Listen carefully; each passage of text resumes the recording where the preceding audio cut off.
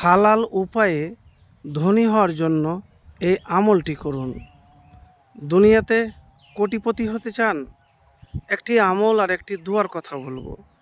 যদি এই আমল এই দোয়া কবুল হয় আপনার আল্লাহর কাছে আর করাতে পারেন, তাহলে ইনশাআল্লাহ দুনিয়াতে আপনি সহজেই কোটিপতি হতে পারবেন। প্রিয় ভাই, দুনিয়াতে সকলেই কিন্তু কোটিপতি ধনী হতে চায়, কিন্তু এটি করার জন্য আপনাকে যে জিনিস লাগবে সেটি খুবই কঠিন।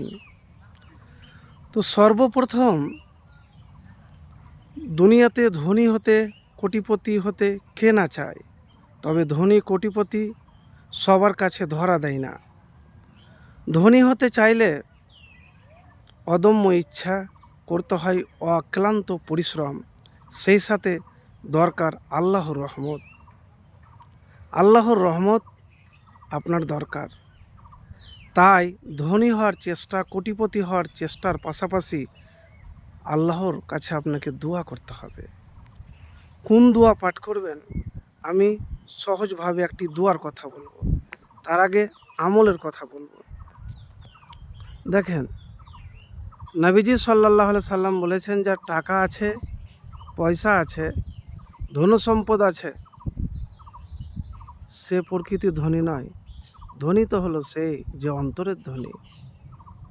আল্লাহ যা দিয়েছে, যতটুকু দিয়েছে, তাতে আপনাকে শুকরিয়া আদায় করতে হবে। আর কখনো হতাশ বা নিরাশ হলে চলবে না। অনেকেই মানুষ করে যে হয়তো কাজ করতে করতে ব্যবসাটা করছিল, কিন্তু লস খেয়ে নিল, ছেড়ে দিল। তো এতটুকুন বলবো, ফজরের নামাজ পড়ার পরে আপনি ইস্তেগফার পাঠ করবেন। পরিবারের হোক, অফিসের হোক, যে কোনো কাজ হোক, সকালে কিন্তু কাজ করার চেষ্টা করবেন। কেন জানেন? নবীজি সাল্লাল্লাহু আলাইহি সাল্লাম তার উম্মতের জন্য বরকতের জন্য দোয়া করেছেন। তো ইস্তেগফার পাঠ করবেন, যা করার আপনি করবেন, কিন্তু ওই সময়তে কাজ করবেন। আর সময়কে কাজে লাগাবেন।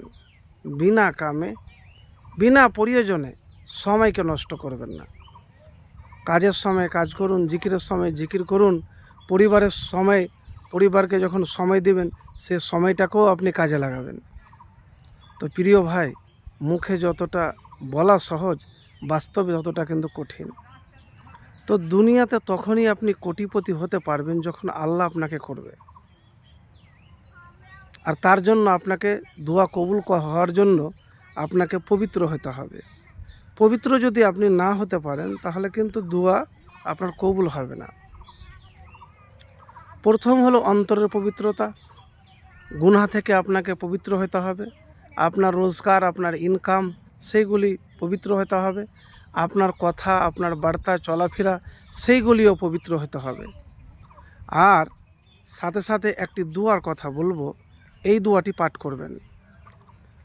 তো দোয়াটি হলো, আল্লাহুম্মা ইন্নী আউযুবিকা মিনাল ফাকরি ওয়াল কিল্লাতি ওয়াজ জিল্লাতি ওয়া আউযুবিকা মিন আন আজলিমা আও উজলিমা।